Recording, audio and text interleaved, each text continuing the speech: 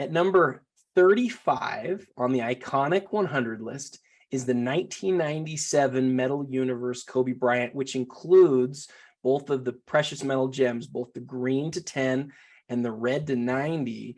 And here to talk about this card today, one of the most recognizable Kobe Bryant cards in the world, and somebody who I know loves this card, Justin at Chargers21 from Instagram. Justin, you had this card at number 9 on your list. Yes. You love this card. Why do you feel like this is a top 10 most iconic card of all time? Well, let me start with, in terms of the list, I put it at number 9. I tried not to be too biased, but in terms of my own personal hobby chase cards, this is number 1 on my list.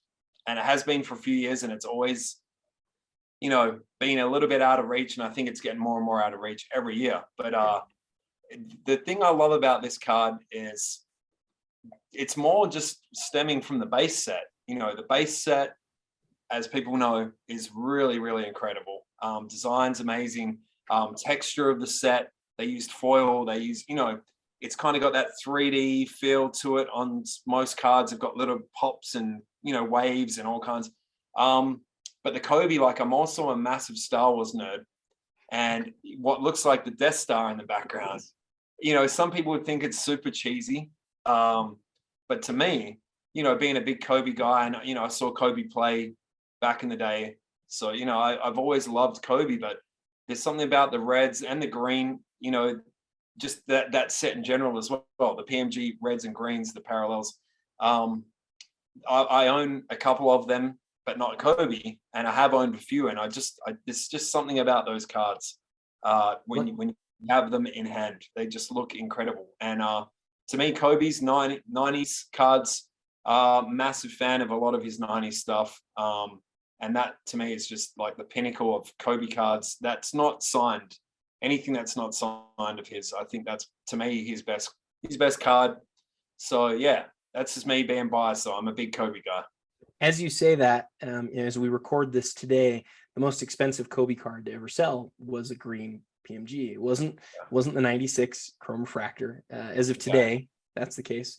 Who knows if it will be when we drop this episode? But you know, I think that's really interesting. It's a second year card, and I would mention a couple other things real quick. The image of Kobe on this is just beautiful. Yeah.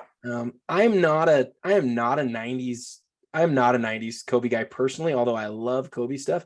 And the reason I think people think it's a little bit funny, but I like the sets where Kobe is, to me, like the most collected player. And wherever you have Jordan, Kobe's like a secondary figure in the set.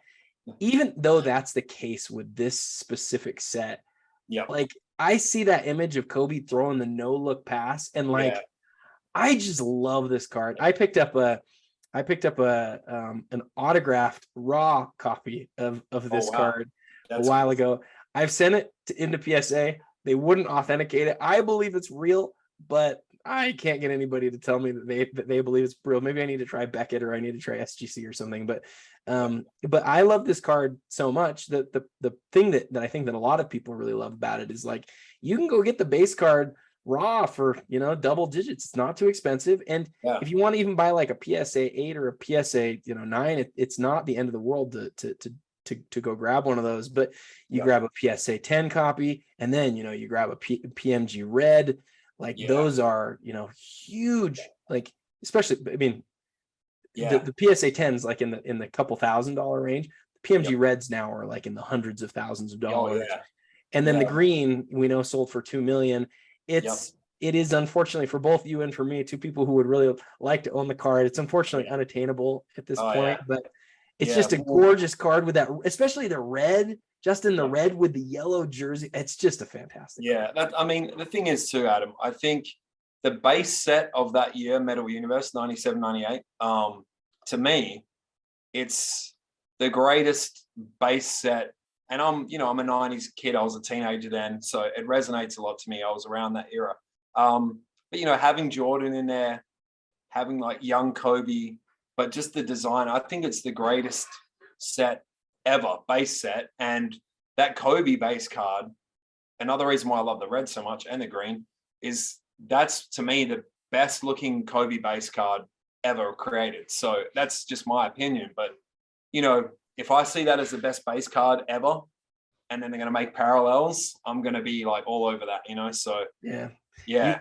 You and I don't disagree on that. I like a lot of other sets more, but the 97 base card Kobe out of Metal Universe, I think it's his best looking card too. It's just awesome. I've got my copy in a one touch. You know, it's probably like a $50 card, but I love it so much. I have it in a one touch and I just keep it there. You know, it's just there, you know, where it should be. I love it. Well, maybe somebody will watch this video and take pity on us and let us know where we can find one for some reasonable price. I'm not going to hold my breath on that, but Justin, fantastic take. Love your perspective on the 1997 Metal Universe Kobe Bryant, card number 35 on the list. Next time, we're going to hit card number 34, me and another guest. And until then, happy collecting.